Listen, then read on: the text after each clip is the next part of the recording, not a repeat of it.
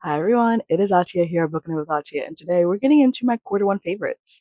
These are the books, video games, movies, TV shows, and music albums that I absolutely loved and were standouts for me from January, February, and March of 2026. And I'm super excited to share them with you. Before we get started, I do want to encourage you to check out my bonfire as well as my Etsy shop. And if you want to support the channel on a monthly basis, you might want to consider becoming a channel member or a Patreon member. So, like I said, this is me sharing my favorites and my standouts, and we're going to categorize this by section. We're going to start with the books, of course, then move on to video games, movies, TV shows, and music albums.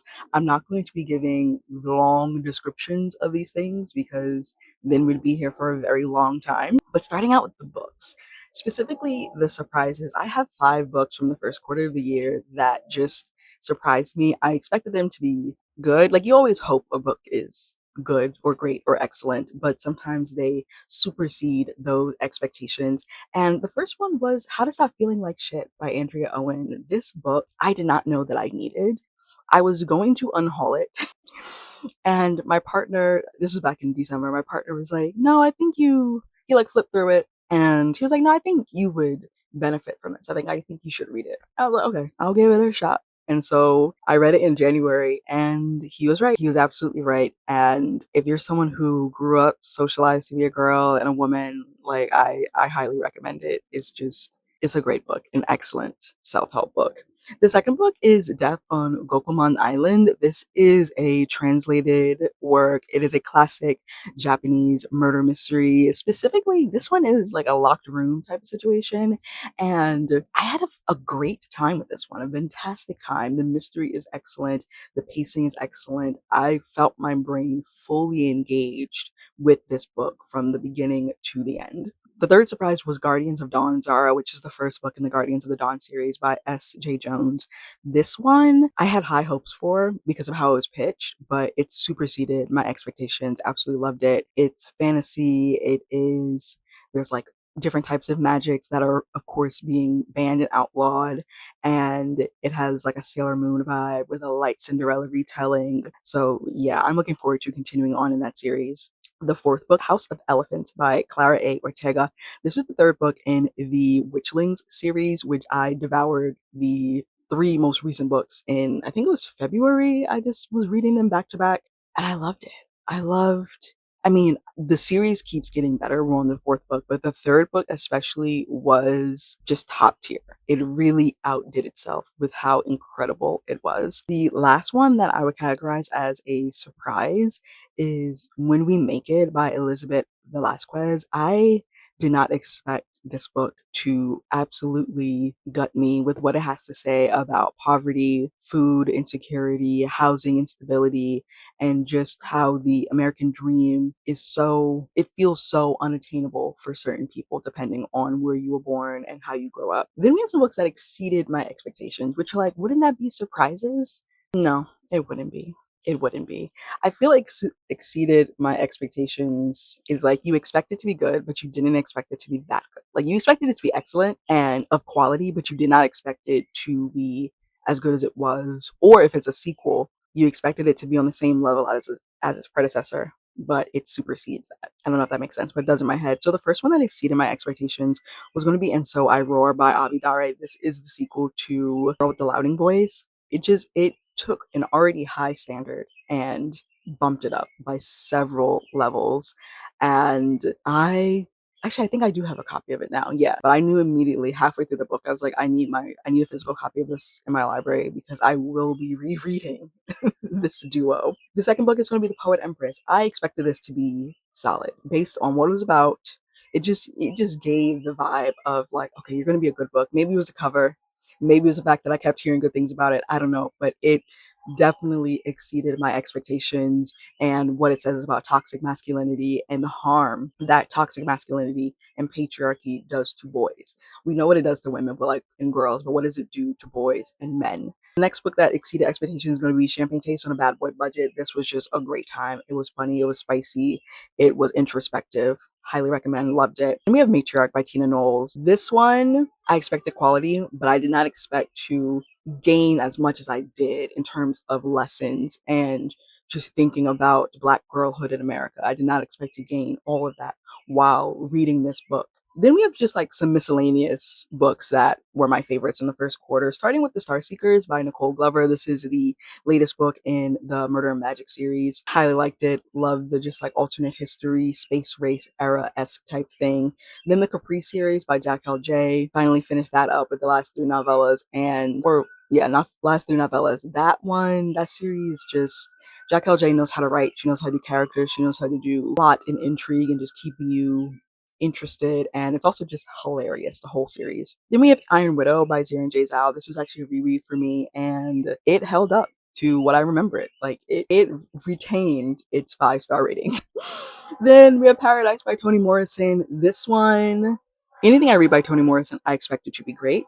And this one definitely, I was like, okay, this is a standout. It is up there. For me, Beloved is still my favorite Toni Morrison book. Next, after Beloved, it was Song of Solomon. I think Paradise has bumped Song of Solomon down to number 3, just with what it was doing.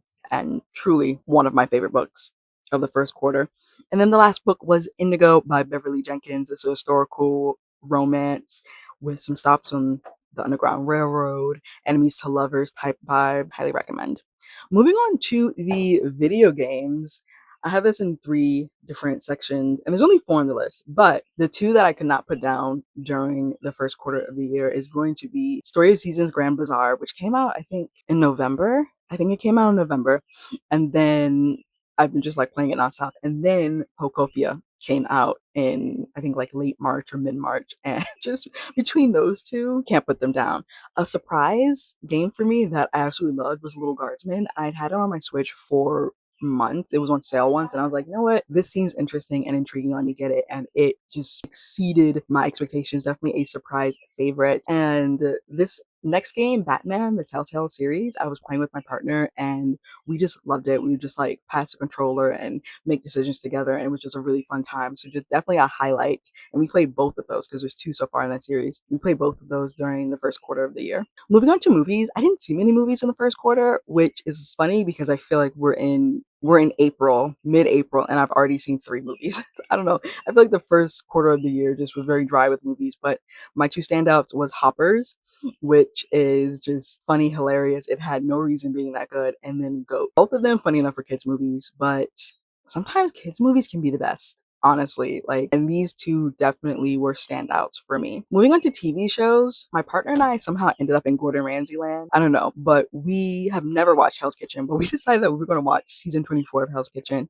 and we were obsessed. Finished it. I don't agree with who won. I think it should have been the other one, but whatever. And speaking of Gordon Ramsay, he also has a new show called Secret Service where he like goes undercover kind of and helps fix restaurants. It's just fun. And again, just couldn't get enough of it. Heading outside of Gordon Ramsay land, just like some fun and cozy-ish shows. We've been watching Wonder Man together, slowly making our way through it, but always enjoying it when we do watch it.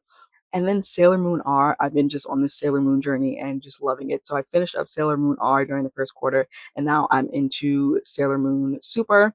And then also, of course, Bridgerton season 4 came out in the first quarter of the year, and I was obsessed. I'm kind of still obsessed. I'm still watching promo like interviews. Yeah, me and one of my besties literally tandem watched the show together via FaceTime, and it was a grand time. And I might watch it again starting from season 2, but this time with my partner.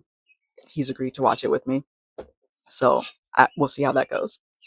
Then music albums. Ooh, I love me a good album, and I love when an artist creates a body of work and not just, you know, a bunch of random songs put together. So the 2 albums that I've had on repeat, especially during that first quarter, is going to be To Whom This May Concern, Jill Scott's latest album. Just like masterfully done, beautifully done. It's fun, it's punchy, it's sensual. It's what's the word I'm looking for? It is reflective as well and aware. Has so much to say, and it's multi-layered. There it goes, complex and multi-layered. And then the other album that I had on repeat is The Romantic by Bruno Mars. This was a solid album, another one where it's just a body of work, and it really fits the title of it, a bunch of love songs. They sound different, but they still fit together on this one body of work. I really loved it. Those two albums really stood out to me. And then some fun and punchy and kind of eclectic albums that I've been enjoying. Petal Rock Black by Willow came out in late February, and it's just a fun album. It's different. It at first I was like, do I like this? Like after I listened to it for the first time, and then I listened to it again, and I kept it on repeat. Yeah. Next up is also Film Noir by Fauzia, who I don't even know how did I find this album? Maybe someone mentioned it on like Sprint or something, but this is so much fun. I love the sound. I love the vibes of it. It's just great and incredible.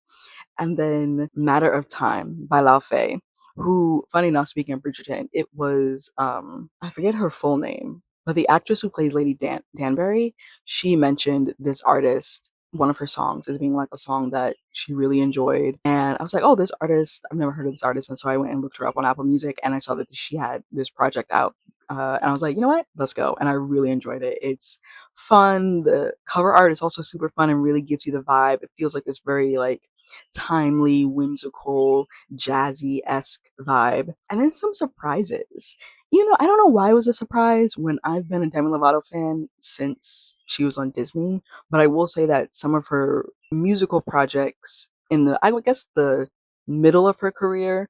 So after, what was that album? After Unbroken, after whatever that album was with Heart Attack on, I think it was that was a Demi album. Yeah, there's like one or two albums in between, like before this one, where I was like, I'm not really feeling it. But now we're back. We're back and we're bigger than ever because I absolutely in love It's Not That Deep by Demi Lovato. It's fun. It's very dance. It's just great. It also has one of my favorite songs of the first quarter in it, Ghost. I love that song. It makes me so emotional. Another one that was a surprise, Wish You Were Here by Chica. Again, I'm a huge Chica fan, but I did not know that she was coming out with another album. So I think that's why it was a surprise for me.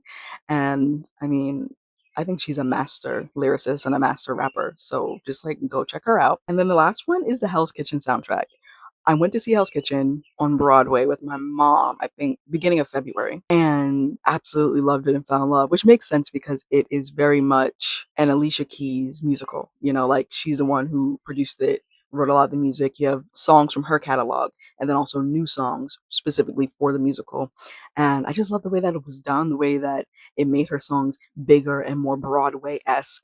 And another one where I just was like, I'm surprised. And so this has to be on replay for me. And that's it. Those are my quarter one favorites. Books, video games, movies, TV shows, and music albums. I'm excited to do this again for the second quarter because we definitely have more movies coming out. We have more TV shows that we're watching, of course, books. And I need to see what else is coming out in the video game sphere that I'm excited about or need to play. And then music is always bumping. I'm hoping that by the time I film quarter two, we have act 3 from Beyonce. It's like heavily being hinted at. I have a feeling I know when we're going to get that. And if I'm correct, then I will have had at least a month to obsess and listen to it before I film the quarter two favorites. But yeah, let me know what's one of your favorite pieces of media from the first quarter of the year. And do we have any in common? Also, let me know that as well. And what are you excited for in quarter two? Let me know down below. Make sure to check out my bonfire as well as my Etsy. And if you like to support the channel on a monthly basis, you might want to consider becoming a channel member or a Patreon member. And I will see you in another video. Bye! Weakness showing, I ain't living for the moment. I see what's mine and I want it. Hungry like a Pac-Man, I'm Bruce Wayne and Batman. I'm Naruto with a Hanzo, got a sharp mind like I'm Einstein. Plus I'm copywriting, so it's all mine. Check it for me, I'm